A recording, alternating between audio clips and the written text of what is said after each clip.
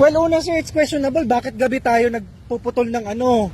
Hindi na to earth balling, oh. Sino po yung taga-DNR?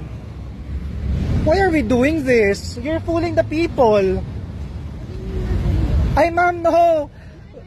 What do you mean by we are fooling the people? We're expecting that these trees will be earth-balled. It's not earth-balling. Paano nag-earth-balling yan? Ma'am is from San Miguel. Ma'am, taga saan po tayo, ma'am? Bakit tayo nagse-face mask bigla? Taga saan po tayo, ma'am? Taga DNR tayo? Ay putang ina kung taga DNR kayo.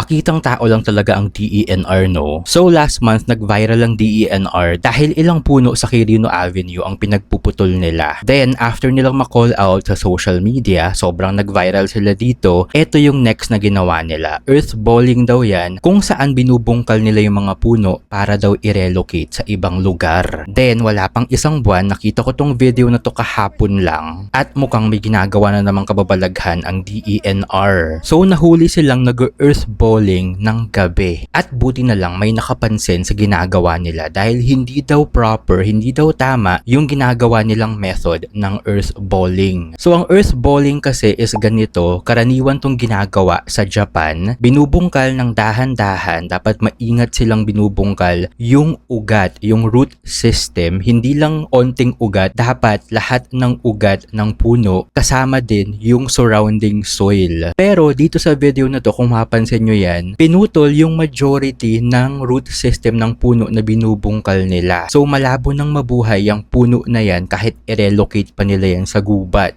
Ang masama pa dito, may mga taga-DENR daw na pinapanood lang yung nangyayari kahit mali yung ginagawa nilang pag-earthballing. Grabe ha, may matino pa bang ahensya dito sa Pilipinas? Parang lahat may ginagawang kababalaghan, parang lahat pakitang tao lang at parang lahat umuubos lang ng taxes ng mga Pilipino. Kung sino man ang namumuno sa DENR, pwede bang paki-explain itong viral video na to? Alam nyo ba ang tamang way ng earthballing or meron ba kayong proper training for that? At bakit naman sa gabi pa kayo gumagawa ng kababalaghan? Para ba hindi makita ng mga concerned netizens? At para iwas bash sa social media? Kayo ba? Anong masasabi nyo dito? Comment kayo sa baba ng video na to.